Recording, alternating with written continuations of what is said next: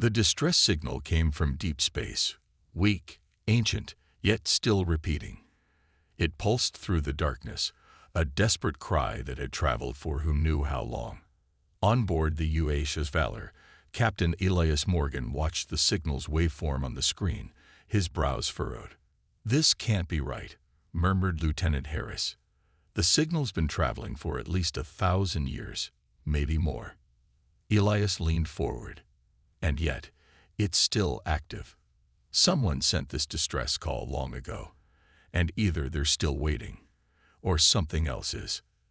The United Human Federation rarely ignored distress signals, even from unknown sources. Humanity had fought for centuries to claim its place in the galaxy, and if there was one thing they believed in, it was answering a call for help. The crew worked fast, pinpointing the source. It came from an uncharted system, far beyond the usual trade routes. No known colonies, no major stations, just a dying red star and a handful of planets orbiting it. A graveyard in space. Admiral Vasquez's orders were clear. Investigate. Recover survivors if possible. And be prepared for anything. As the Valor and its escort ships slipped into faster-than-light travel, tension grew among the crew. The unknown was always dangerous. After 3 hours in slip space, the fleet dropped into normal space, and silence greeted them.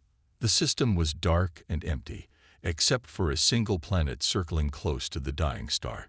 It looked lifeless, covered in thick, gray clouds, with massive scars across its surface. A world that had seen war. "The signal is still coming from the surface," said Ensign Patel, eyes fixed on her console. "Beneath the ground. Deep underground." Elias exhaled. Underground meant something was hiding or buried. The Valor scanners picked up no active energy sources, no movement, no ships, only ruins stretching for miles. But the signal remained. "Launch a recon team," Elias ordered. Within minutes, a small team of Marines and engineers descended to the surface in a dropship. As they passed through the clouds, the devastation became clearer. "This wasn't just a war," one of the Marines muttered. "This was extermination." The ruins were ancient, yet signs of high technology were everywhere. Massive towers now shattered, craters that hinted at orbital bombardment, metal husks of ships long dead. Whatever civilization had once lived here had been erased. But something had survived. The team landed near the source of the signal, a cracked, metallic entrance leading underground. Faint power readings trickled from below. "This place should be dead," the engineer whispered. "But it's not." As the team stepped inside, the darkness swallowed them. Their flashlights revealed long metal corridors, broken screens still flickering, and walls marked with strange alien writing. The deeper they went, the stronger the signal became. Then suddenly, a sound. A faint metallic scraping echoed from the darkness ahead. The team froze.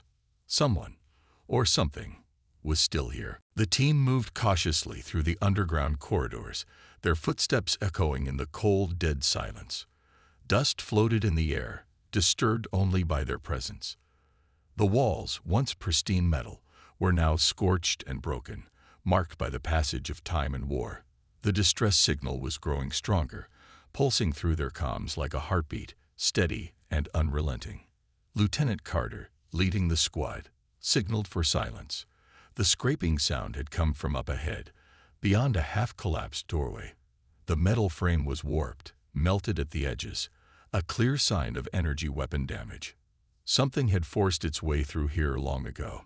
The team activated their visors, scanning for life, but all they picked up were faint energy fluctuations. No life signs. Yet the signal remained. "Command, we've reached the source," Carter whispered, adjusting his rifle. "Something's still active down here." Captain Elias's voice crackled over the comms. "Proceed with caution. If there are survivors, extract them. If there's a threat, eliminate it." The team moved forward, stepping over debris, their weapons raised. Beyond the doorway, they found a vast chamber, its ceiling lost in the darkness. And at its center, a massive machine, still powered, still running after centuries. It was alien, covered in unknown symbols, wires stretching from its base like roots. A single console flickered weakly, displaying an unreadable script. But at the heart of the machine, encased in thick glass, was something that made the entire squad freeze. A figure, suspended in some kind of stasis pod. It was humanoid but not human.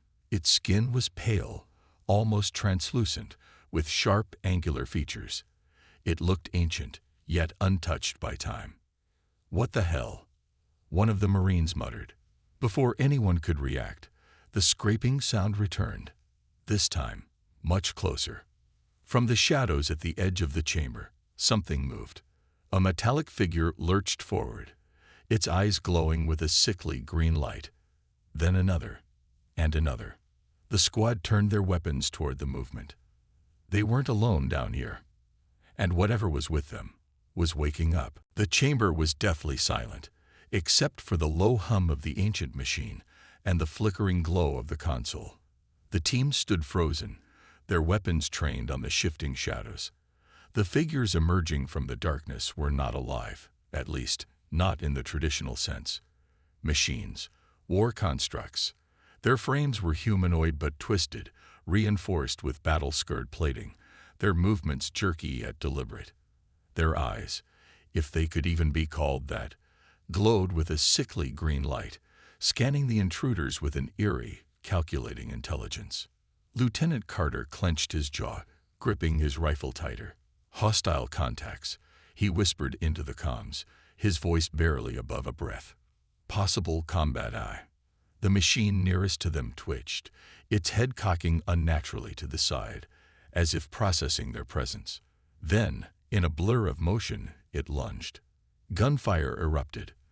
The squad fired in unison, unleashing a barrage of high-powered rounds, but the bullets pinged off reinforced plating. The machine staggered, its body jerking as metal tore away. But it did not stop. It kept coming. "Fall back," Carter barked, but another automaton rushed in from the side, its clawed hands swinging toward them with terrifying speed. Private Reynolds barely dodged in time, rolling across the floor as the machine's strike shattered a chunk of the metallic flooring. Sparks flew. The sheer force could have crushed a human skull with ease.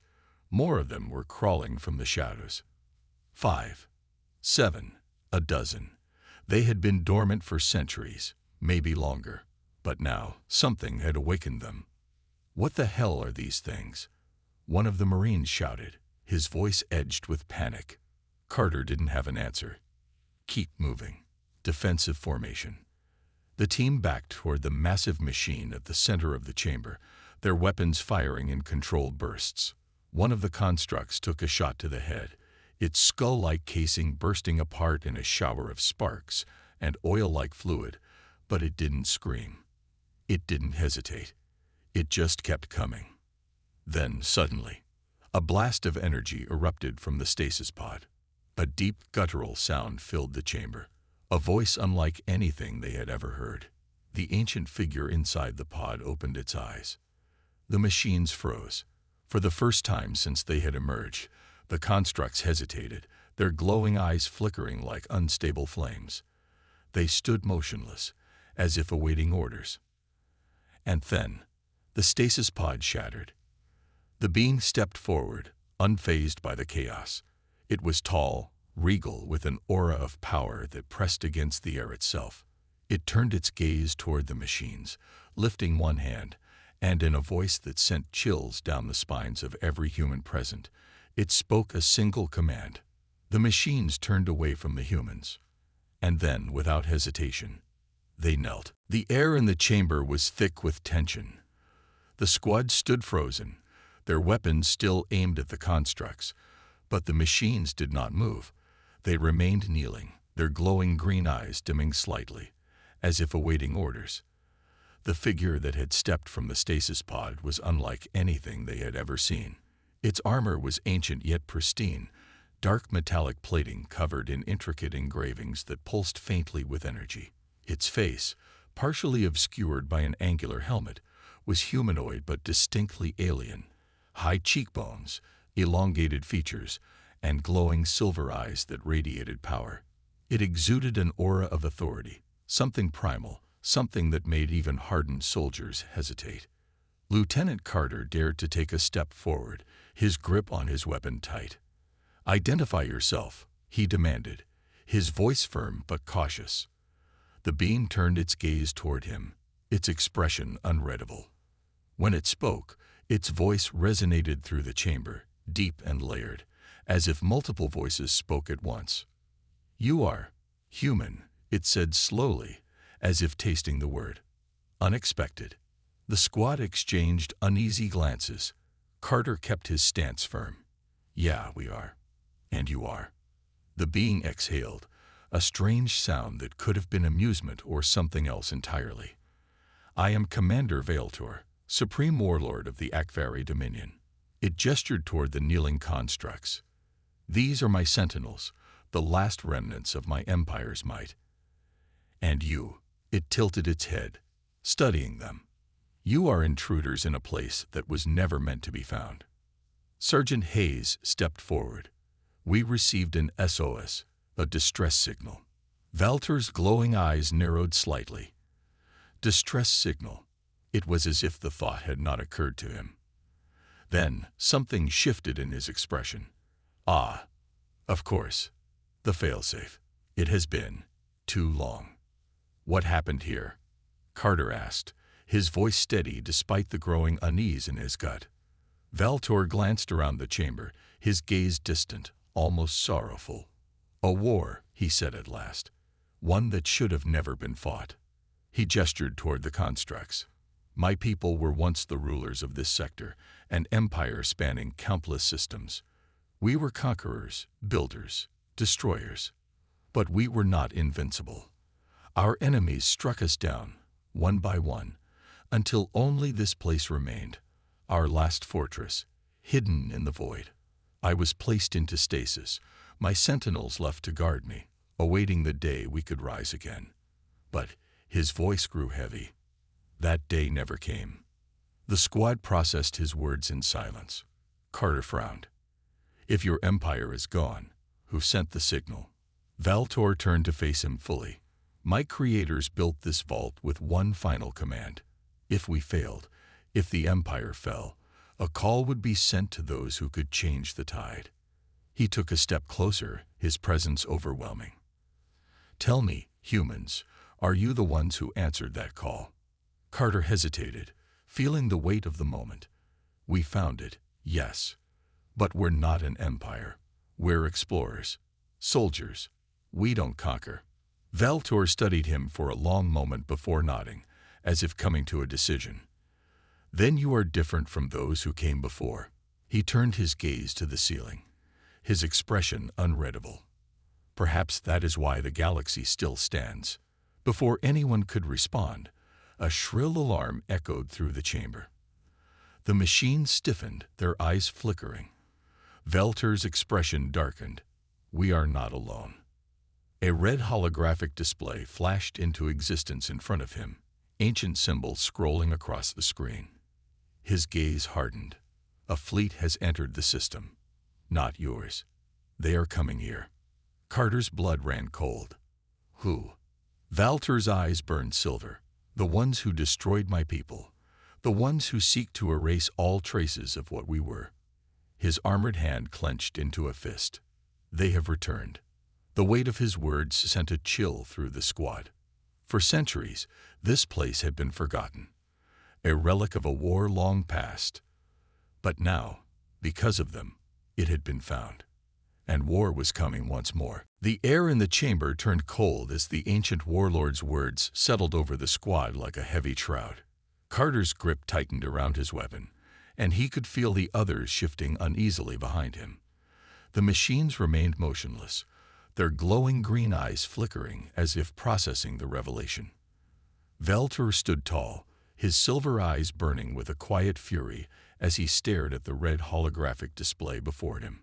The symbols were ancient, unreadable to the human eye, but the meaning was clear.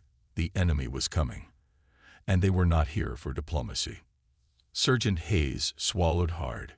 "How many ships?" Valter's gaze didn't waver from the display. A battle group. Not their full might, but enough to glass this installation 1,000 times over. He turned his piercing gaze back to Carter. "You brought them here." Carter felt a sting of guilt, but he pushed it down. The distress signal was already active. If they were monitoring old channels, they would have found this place eventually. Valter's expression remained unreadable. Perhaps. But now, they come with purpose. He turned away, his long cloak flowing behind him as he strode toward the main console.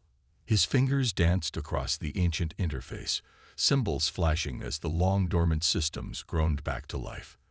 The walls trembled, and from deep within the fortress, a low, mechanical hum began to rise. The sentinels stirred, their metal bodies straightening as their glowing eyes flared to life. Weapons, long silent, began humming with newfound energy. Carter felt the weight of history pressing down on him. They had uncovered something far greater than they had ever anticipated. A ghost of a fallen empire, now awakened on the eve of battle. "Lieutenant," Hayes said under his breath, "what do we do?" Carter didn't answer immediately. His instincts screamed at him to leave, to call for extraction, and put as much distance as possible between his team and the incoming fleet. But something inside him resisted. They had come here seeking answers, and now they had a choice. Run and let whatever was about to happen unfold without them, or stay and witness the storm firsthand. Valter glanced at them, as if sensing their hesitation. "You are not bound to this place," he said, his voice softer but no less commanding. "Your war is not my war. If you wish to leave, I will not stop you. But if you remain, know this: there will be no surrender." Carter looked at his team. They were soldiers, explorers, but above all, they were human. And humanity had never been known to turn away from a fight when the stakes were this high. He made his decision. "We stay," he said. Hayes exhaled sharply but nodded. The others followed, determination replacing their uncertainty. Valter studied them for a long moment before inclining his head. "Then prepare yourselves, humans, for what comes next will shake the future of this galaxy." The fortress rumbled, deep within its core, as the war machines of an ancient empire stirred from their slumber. And outside, in the cold void of space, the enemy fleet drew ever closer, their weapons primed, their intentions clear. The battle was coming, and humanity had chosen to stand. The enemy fleet had arrived. In the darkness of space, massive warships emerged from the void, their hulls gleaming under the distant starlight. They moved with terrifying precision, forming a blockade around the dead world. There was no warning, no attempt at communication, only the silent, looming presence of annihilation. Carter and his team stood atop the fortress battlements, watching the incoming fleet through their visors. The holographic display before them flickered, marking each enemy warship in blood-red symbols. There were dozens of them, ranging from sleek attack cruisers to monstrous dreadnoughts, their weapon banks glowing with barely restrained power. Sergeant Hayes let out a low whistle. Well, they didn't come for tea and diplomacy. Valter stepped forward, his silver eyes locked onto the sky. His expression was unreadable, but his posture spoke volumes. He was ready. The fortress behind them groaned as its long-dormant defenses stirred. Monolithic cannons shifted, targeting systems coming online. Energy shields crackled to life, enveloping the stronghold in a shimmering dome of power. Deep within the ancient structure, the war machines, towering metal sentinels armed with weapons unseen for centuries, marched into position. The old warlord finally spoke. "They do not expect resistance." Carter exhaled. "Then let's surprise them." The first barrage came without warning. Columns of blue-white energy rained down from the heavens, slamming into the shield with enough force to shake the very ground. The barrier held, but only barely. The edges flickered, struggling against the sheer force of the bombardment.